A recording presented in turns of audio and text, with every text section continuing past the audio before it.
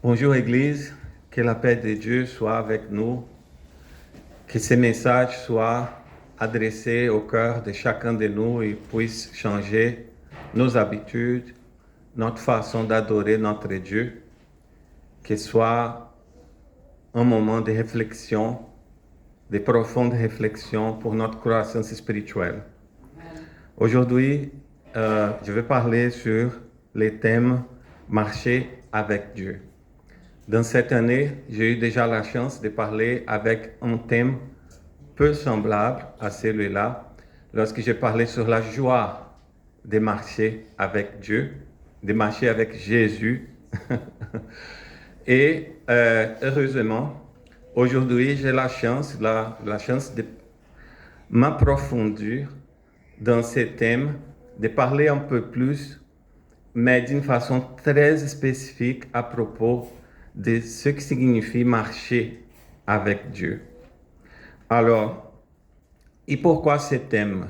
Pourquoi ce thème est important? Nous vivons aujourd'hui dans les derniers jours. Et pour ceux qui étudient et connaissent les prophéties, nous voyons le déroulement rapide des événements vers le deuxième retour de Jésus.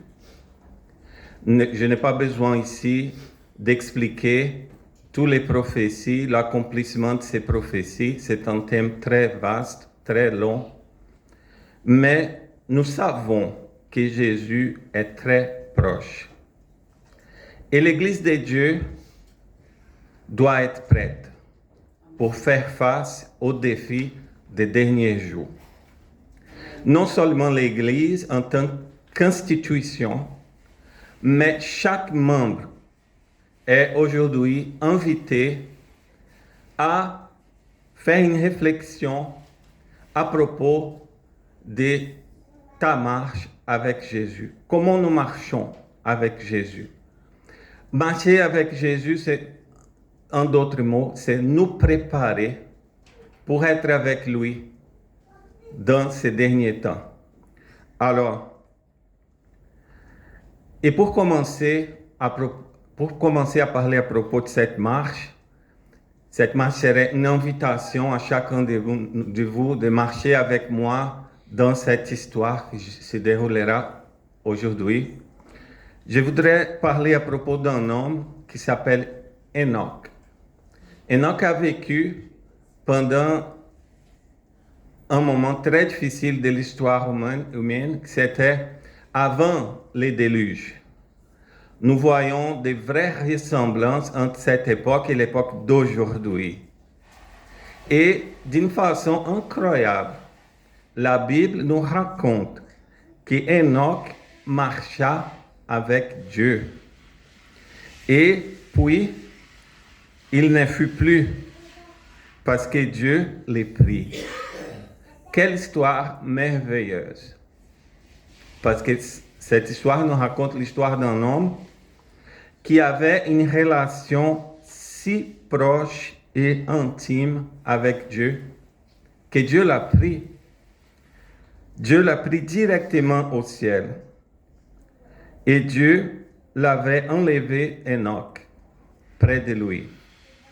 Quel bonheur, quelle joie, quel privilège. Est-ce que nous serons aussi pris par Dieu dans les derniers jours?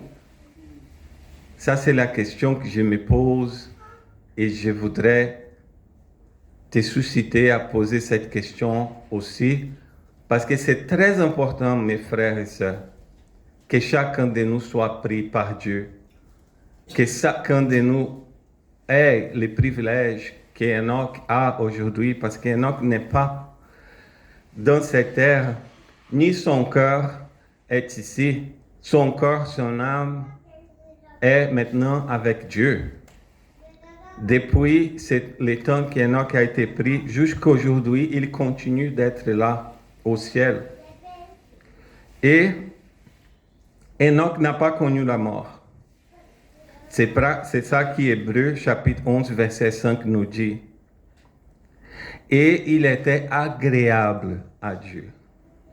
Est-ce que nous sommes agréables à Dieu dans notre vie quotidienne, nos pensées, nos actions? Tout ça est important. Parce que tout ça nous dit d'une façon très claire si Dieu est avec nous ou non. Parfois, nous trouvons des gens qui disent « J'aime Dieu ».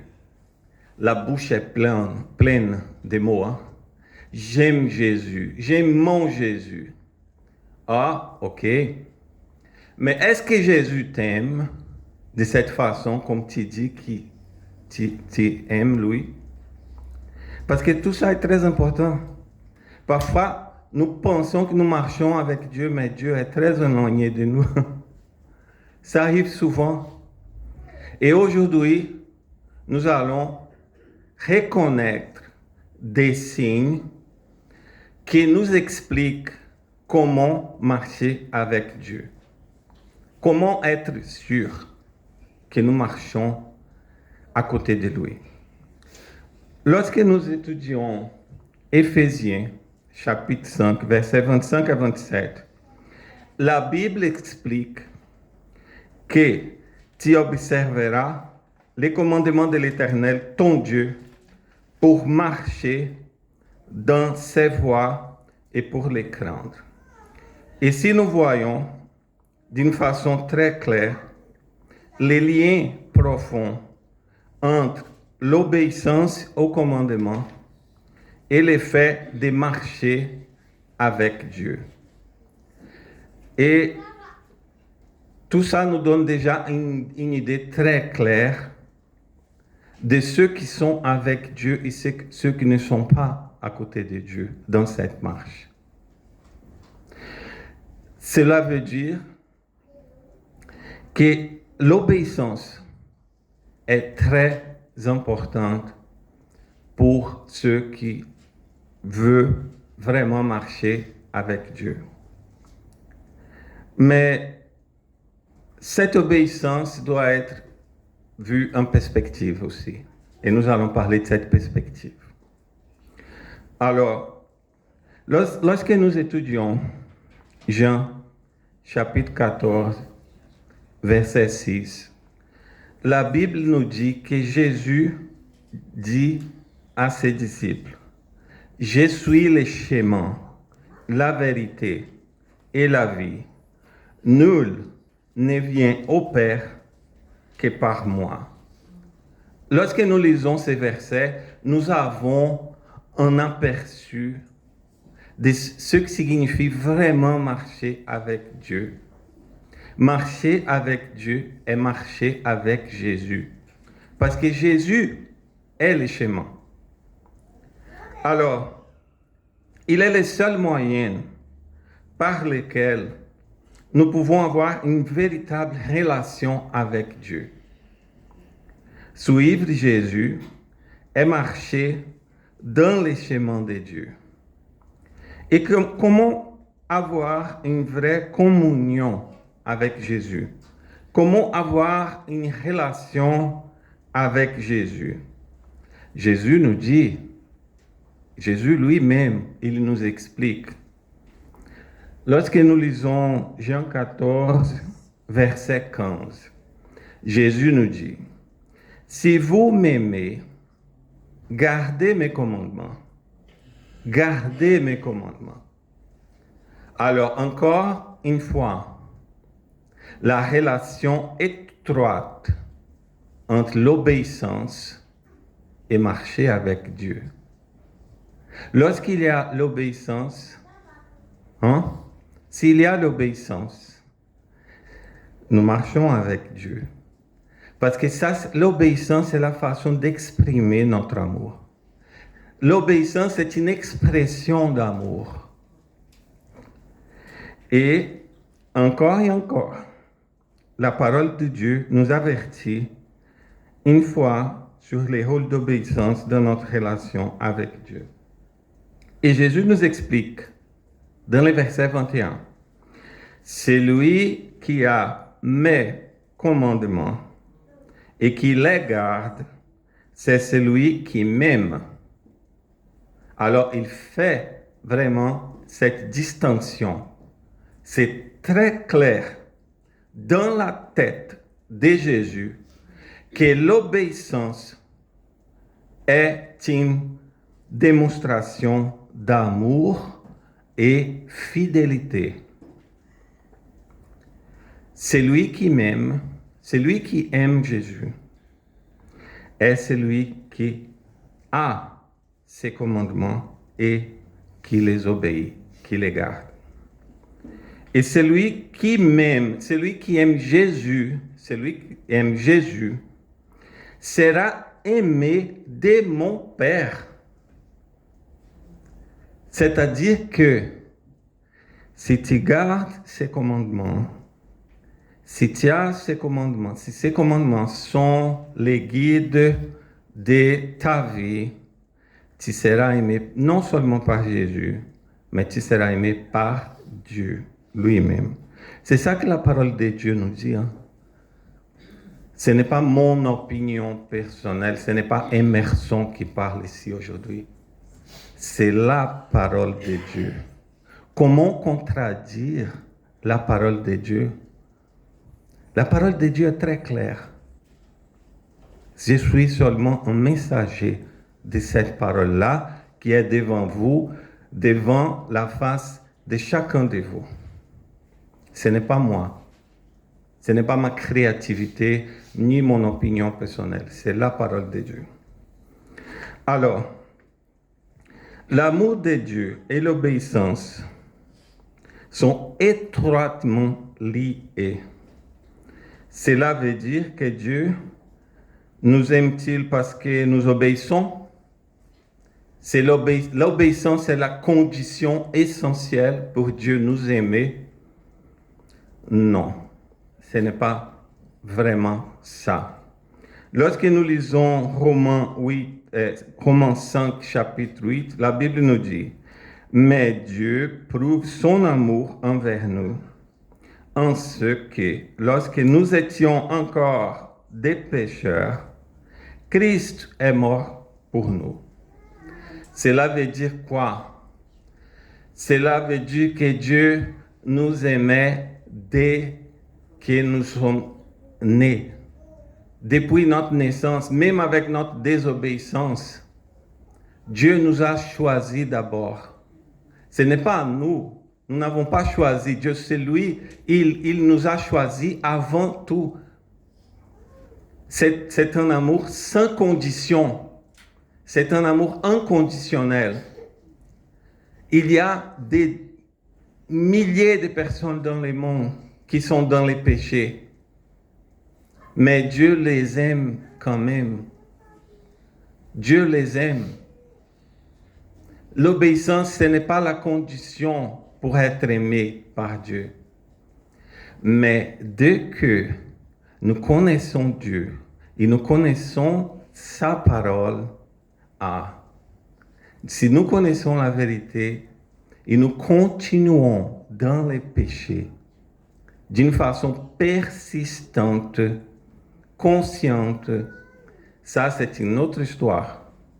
Mais dès que nous sommes innocents, Dieu ne prend pas le temps d'innocence pour nous juger. Dieu sait que notre connaissance est petite et relative par rapport à toutes les choses. Et il nous aime avec nos péchés, en sachant que nous sommes petits, que nous ne connaissons pas la vérité, que nous sommes innocents. Mais dès que nous connaissons la vérité, ça c'est une autre histoire. Alors, en lisant Matthieu, chapitre 5, versets 17 à 18, nous lisons « Ne croyez pas que je suis venu pour abolir la loi ou les prophètes. Je suis venu non pour abolir, mais pour accomplir. Car, je vous l'ai dit en vérité, tant que les ciels et la terre ne passeront point, il ne disparaîtra pas de la loi un seul iota ou un seul trait de la lettre jusqu'à ce que tout soit arrivé. Alors pourquoi j'ai lu ce verset? Parce qu'il y a des théories à propos des commandements de Jésus. Il y a des fausses interprétations qui expliquent que la loi de Jésus est différente de la loi de Dieu. Est-ce que tout ça est vrai? Nous voyons ici dans le chapitre de Matthieu que tout ça n'est pas vrai. La loi prêchée par Jésus est la même loi donnée à Moïse au mont Sinaï. C'est les mêmes 10 commandements. Jésus est venu pour abolir cette loi? Non. Il est venu pour accomplir cette loi. Alors, c'est pour ça que l'obéissance est une réponse à cet amour de Dieu. C'est une façon de démontrer la gratitude que nous avons et la dévotion que nous avons. C'est une façon de démontrer notre amour. Le corps est transformé par l'amour. Alors, la loi de Jésus n'est pas différente de la loi de Dieu. En Philippiens chapitre 2, verset 8, la Bible nous dit, « Il s'est humilié lui-même en rendant obéissant jusqu'à la mort, même jusqu'à la mort de la croix. » Jésus, il a donné son exemple de vie. Il était obéissant. Regarde attentivement ces mots, être obéissant, jusqu'à la mort de la croix. Pourquoi pensons-nous que nous ne devrons pas être obéissants? Pour marcher avec Dieu, nous devons être obéissants. Nous devons être obéissants. Alors, lisons maintenant Éphésiens chapitre 2, versets 8 à 9. Car c'est par la grâce que vous êtes sauvés par les moyens de la foi. Et cela ne vient pas de vous, c'est le don de Dieu. Ce n'est point par les œuvres, afin que personne ne se glorie. Ces versets nous expliquent que le salut n'est pas une conséquence de nos œuvres. Le salut est la grâce, a été donné d'une façon gratuite. Nous ne méritons pas le salut. Si nous réfléchissons à propos de nos œuvres, nous sommes déjà condamnés. Le salut est conséquence d'une seule personne, qui est Jésus-Christ. Lorsque nous acceptons Jésus-Christ par la foi, nous sommes justifiés devant Dieu. Et c'est quoi la justification? La justification, c'est le moment où Dieu comprenne que tu es maintenant juste devant lui, non par vos œuvres, mais par les mérites de Jésus. C'est Jésus qui a conquis, qui a réussi, qui était obéissant. Nous ne sommes pas obéissants, c'est Jésus qui est obéissant jusqu'à la fin. Et il a rendu sa vie en sacrifice pour sauver notre vie. Pour sauver.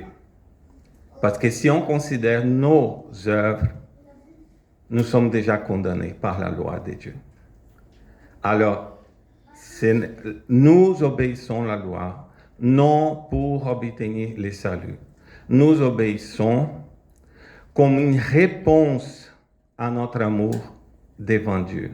C'est une réponse. Si vous avez commis un crime, n'importe quel, un crime sur la route, vous avez dépassé la vitesse. La vitesse était de 80, vous avez dépassé à 100, 120 km/h.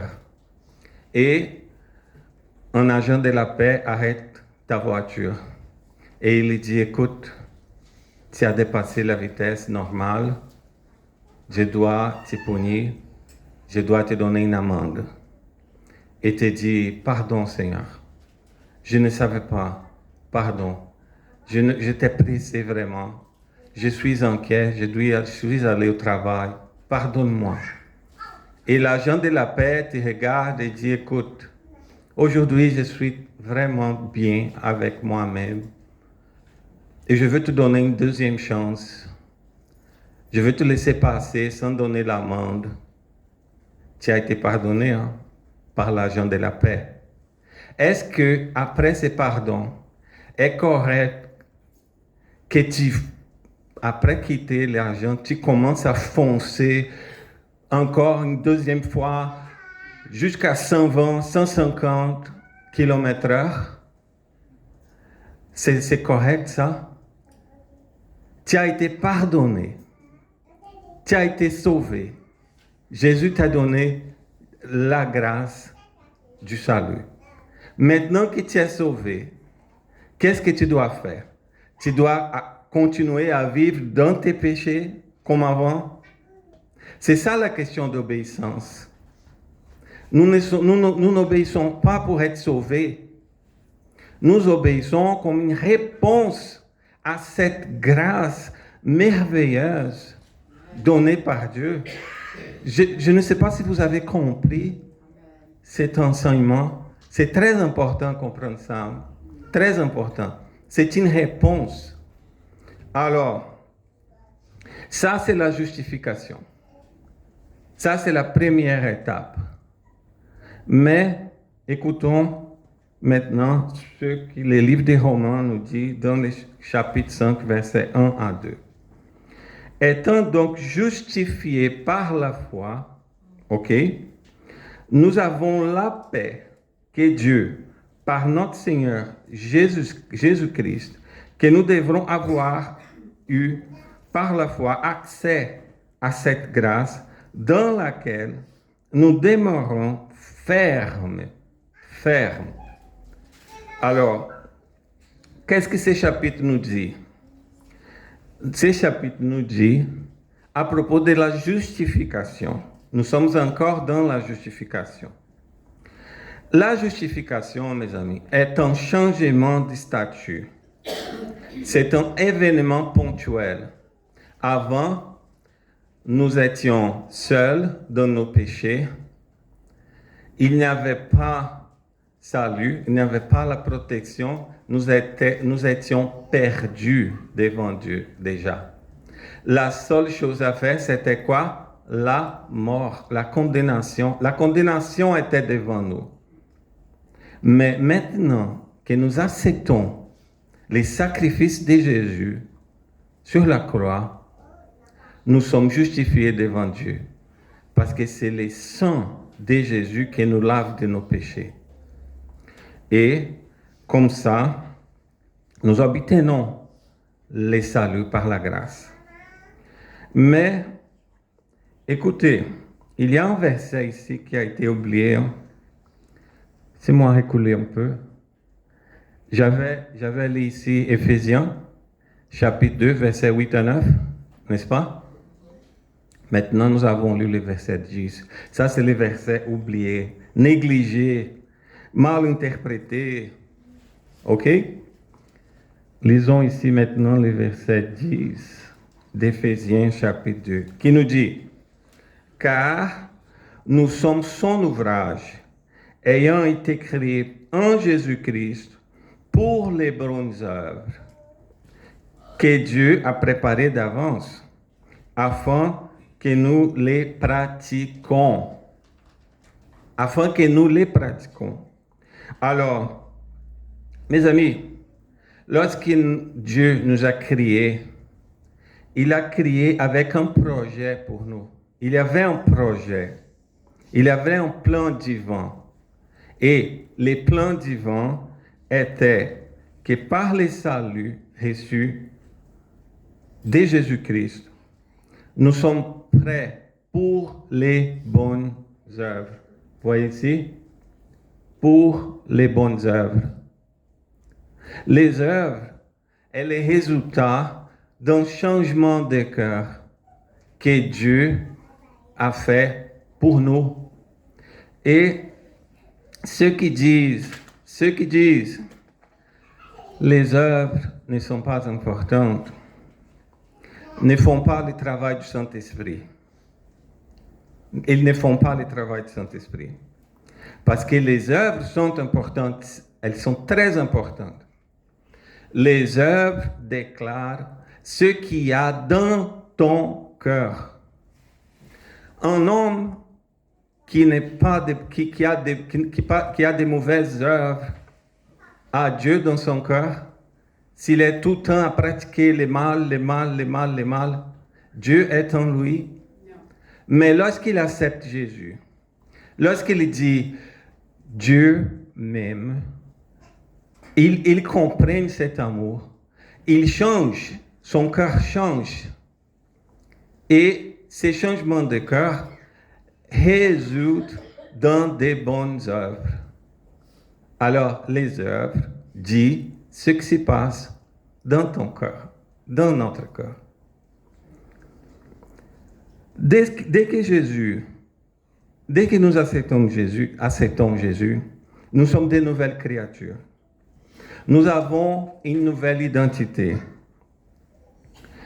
Et ces œuvres sont les résultats naturels d'une transformation générée par Jésus dans notre vie.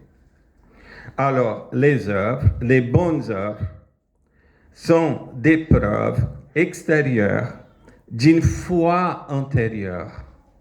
Si tu as la foi en Jésus, la foi est dans ton cœur, tout ça va générer des bonnes œuvres. C'est une réponse à la grâce. Maintenant, lisons ici Hébreux chapitre 12, verset 14. Recherchez la paix avec tous et la sanctification, sans laquelle personne ne verra le Seigneur. Alors, ce n'est pas moi qui ai mis ces mots ici. Hein. Oups, excusez-moi. Ces mots ici, personne. Ces mots est fort. Hein? C'est très fort, ces mots-là. Ce n'est pas moi qui ai créé ces mots, c'est le Saint-Esprit. Alors, pour ceux qui disent qu'accepter Jésus est tout, que la justification est tout, la Bible est en train de nous dire que ce n'est pas vraiment comme ça. La Bible est en train de nous dire que la sanctification est aussi importante comme la justification. Et c'est quoi la sanctification? C'est notre transformation. La sanctification, mes amis, est un processus continu de croissance spirituelle. C'est-à-dire que si quelqu'un accepte Jésus, mais n'est pas sanctifié, il est un menteur, il est un hypocrite. Ceux qui acceptent Jésus ont les cœurs transformés et la vie est transformée aussi. Ça, c'est un processus naturel. Cela veut dire que notre obéissance sera parfaite en tout temps? Non.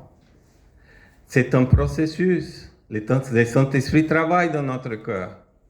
Mais pour ceux qui nous connaissent, ils voient à chaque jour une différence, ils voient à chaque jour une progression.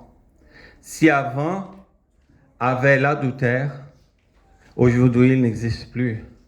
Si avant avait les vols, aujourd'hui il n'existe plus.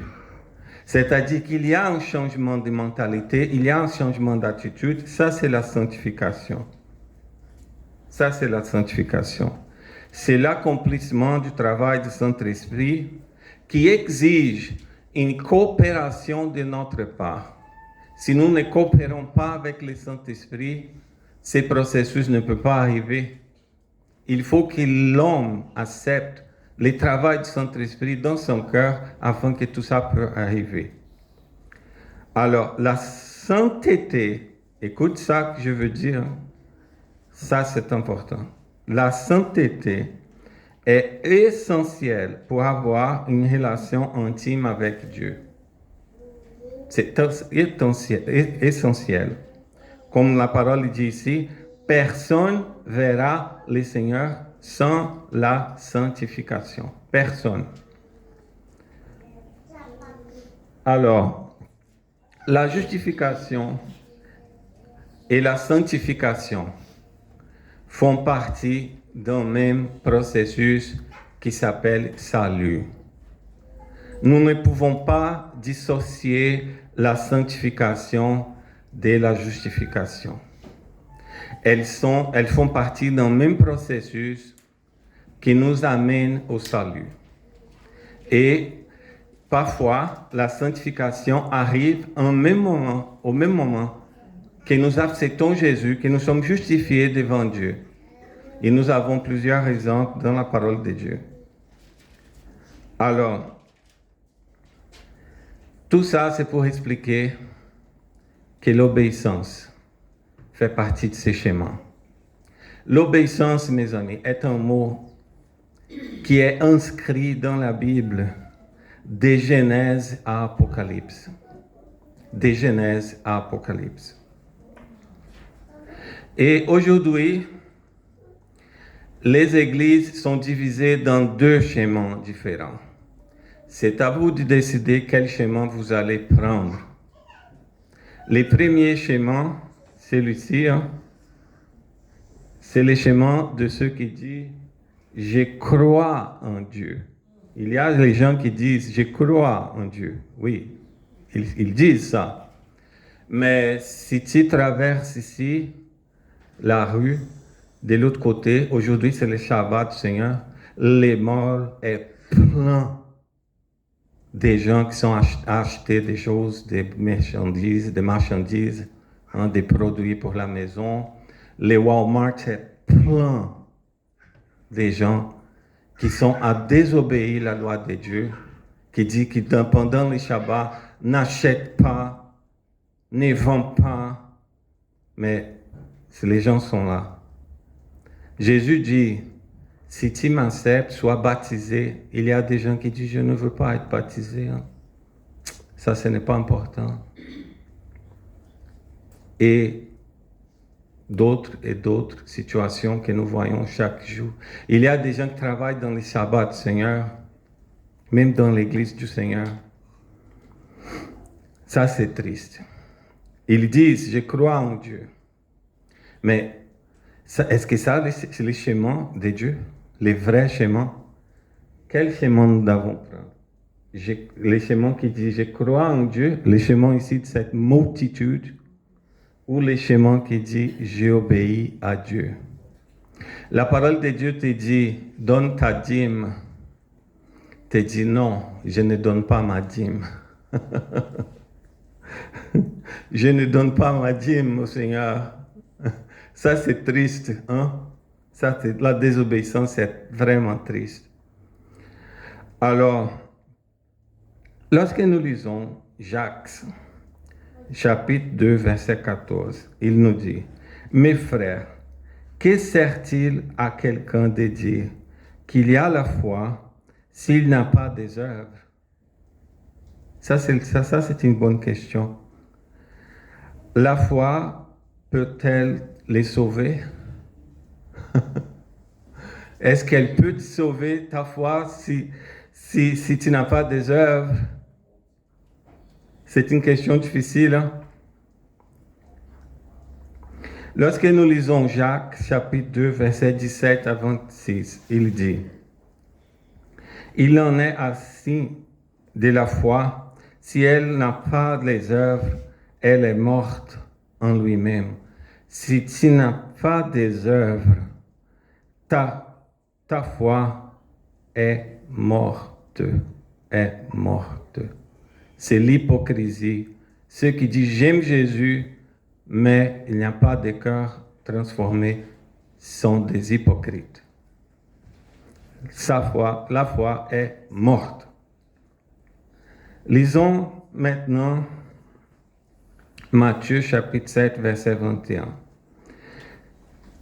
Cette parole-là nous explique la déception qu'il y aura ces groupes-ci il y aura une déception terrible. Les groupes qui disent « Je crois en Jésus », ceux qui disent « Seigneur, Seigneur », n'entreront pas tous dans les royaumes des cieux, mais celui-là seul qui fait la volonté de mon Père qui est dans les cieux. C'est quoi faire la volonté du Père? Ce n'est pas l'obéissance au commandement. Ce n'est pas ça. C'est quoi faire la volonté du Père? Ok? Il y a des gens qui disent aimer Jésus, mais l'obéissance est très faible, très, très faible. Alors, pour faire comprendre cette question d'une façon très claire, lorsque vous êtes justifié, lorsque tu dis j'accepte Jésus dans ma vie, vous êtes sauvé de la peine du péché. Mais lorsque vous êtes sanctifié, vous êtes sauvé du pouvoir du péché. Le péché qui exerce un pouvoir dans notre cœur doit être libéré de nous, expulsé de nos corps. Et comme ça, tu seras sauvé. Alors, dans Matthieu chapitre 7, versets 22 à 23, il nous dit, « Plusieurs me diront en ces jours-là, « Seigneur, Seigneur, nous n'avons pas prophétisé par ton nom. » C'est qui dit ça? Sont des frères et sœurs qui sont ici dans l'église. N'avons-nous pas chassé des démons par ton nom? Et n'avons-nous pas fait beaucoup de miracles par ton nom? Alors, écoute à la réponse de Jésus. Je leur dirai ouvertement, je ne vous ai jamais connu. Retirez-vous de moi, vous qui commettez l'iniquité. Nous ne pouvons pas cacher nos mauvaises actions de Jésus ni du Saint-Esprit. Nous ne pouvons pas cacher les mauvaises intentions qui sont dans notre cœur du Saint-Esprit. Nous ne pouvons pas cacher ça. Amen. Si le cœur et les motivations sont corrompus et hypocrites, nous ne serons pas sauvés. OK? Même si nous avons des bonnes œuvres dans l'Église. Il y a des gens qui commencent à parler de ces œuvres dans l'Église. Ils passent une heure à parler. Ah, je fais ci, je fais ça, je fais ci, là. Oh, écoute, comme je fais, comme je travaille dans l'Église, comme mon travail est profitable aux yeux de Dieu, comme je suis bon, comme je suis merveilleux devant Dieu. Malheureusement, parfois, les intentions ne sont pas bonnes. Le cœur est corrompu. Le cœur est hypocrite. Dieu connaît le cœur. Sachez que Dieu connaît le cœur. Amen. Et afin qu'il ne reste pas de doute par rapport à cette prédication, j'ai mis ici les croyances fondamentales des adventistes. Lorsque nous regardons la croyance numéro 13, intitulée « Les restes et sa mission », le manuel de l'Église nous dit « Mais dans les derniers jours, en un temps d'apostasie généralisée, un reste a été suscité pour garder les commandements de Dieu et la foi en Jésus. » Église, sanctifions-nous avec la parole de Dieu. Réfléchissons. Arrêtons de prier en demandant des faveurs de Dieu. Commencez à prier pour demander la réforme de notre cœur, commencer à demander à Dieu, Dieu, dites-moi s'il y a des péchés en moi, comment je peux transformer mon cœur afin que je puisse me purifier, me sanctifier devant toi, mon Dieu Tout-Puissant. C'est ça la prière pour ceux qui resteront fermes au dernier temps. Ici, la doctrine est très claire.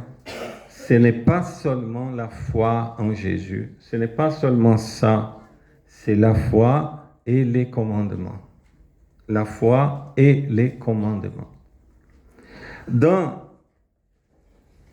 la croyance numéro 19, intitulée La foi, la loi de Dieu, l'Église adventiste nous dit l'obéissance qui vient de la foi révélée, la puissance du Christ qui transforme les vies et renforce ainsi les témoignages du chrétien. C'est-à-dire que l'obéissance vient de la foi.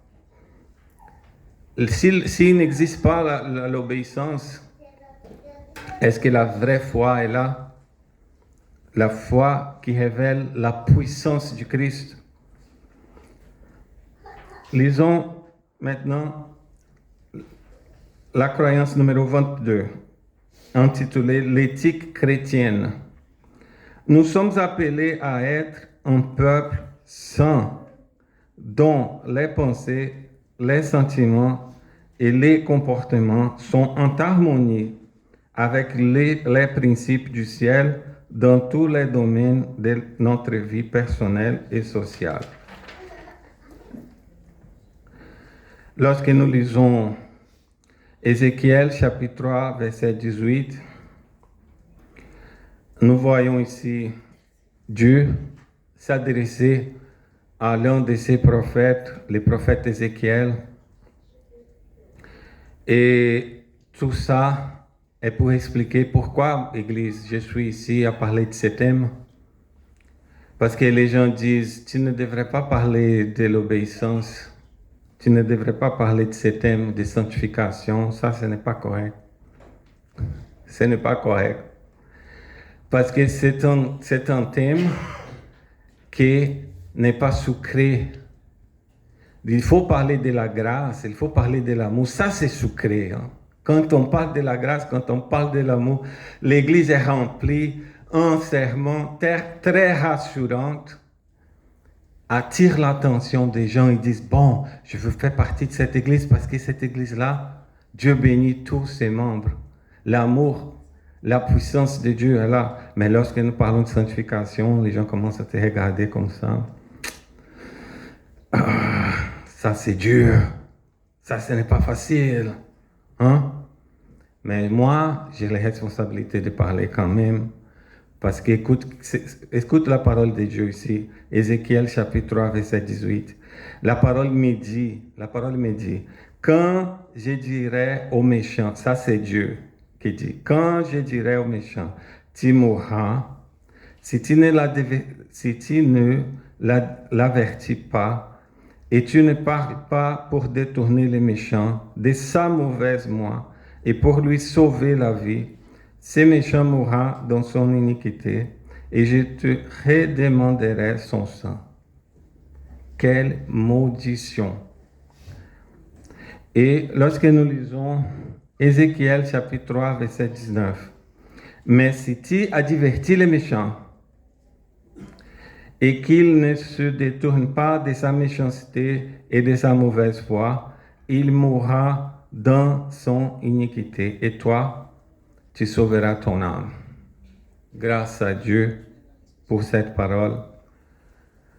Et c'est pour ça que j'amène aujourd'hui ce message, parce que je veux faire partie de ce deuxième groupe ici, les groupes qui avertissent, même quand on reçoit des cailloux, quand nous sommes lapidés. Je préfère être lapidé et être sauvé. C'est pour ça que j'adresse cette parole aujourd'hui. Et c'est pour vous préparer l'Église. Parce que si nous ne sommes pas prêts, si nous ne sommes pas prêts à obéir, lorsque tout va bien, lorsqu'il n'y a pas de persécution, lorsqu'il n'y a pas une loi de l'État pour nous persécuter. Imagine devant une loi qui ira nous persécuter. Il faut commencer à nous préparer aujourd'hui. Si l'obéissance est faible aujourd'hui, elle sera pire lors du décret dominical. Plusieurs vont quitter l'Église. Plusieurs diront, non, ça c'est trop. Je ne peux pas mettre ma vie en danger à cause de cette loi-là. Il faut se préparer. Il faut proclamer les messages du troisième ange dans l'Apocalypse chapitre 14, verset 9 à 12 qui dit « Si quelqu'un adore la bête et son image et reçoit une marque sur son front et sur sa main, il boira, lui aussi, du vin de la fureur de Dieu, versé sans mélange dans la coupe de sa colère, et il sera tourmenté dans les feux et les soufre devant les saints anges et devant l'agneau. Et la fumée de leur tourment monte au siècle des siècles.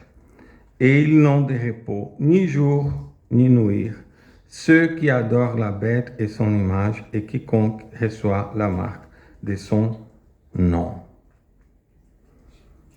Ça, c'est le message du troisième ange que nous, adventistes, devons annoncer au monde dans ces temps. Et c'est très important que tout ça soit clair dans notre tête. Quel est notre rôle? Quel est notre rôle en tant qu'Église? Est-ce que nous sommes déjà l'Église sainte, préparée pour ce défi d'annoncer les 3 messages angéliques au monde? Est-ce que nous sommes l'Église missionnaire qui devrait quitter les 4 murs et chercher ceux qui sont perdus dehors de l'Église? Ou est-ce que nous faisons partie du groupe qui veut les services convenables, qui veut les services d'adoration, plein d'émotions, plein d'amour, mais qui oublie les devoirs que Dieu a mis devant nous? Une église qui marche avec Dieu, un peuple qui marche avec Dieu, doit réfléchir à propos des commandements, doit réfléchir à propos des voies que Dieu a mis devant nous. Que notre Église soit sainte et sanctifiée, et que cette sanctification soit aujourd'hui notre priorité numéro 1. Alors, je remercie pour votre attention. Que Dieu soit avec nous.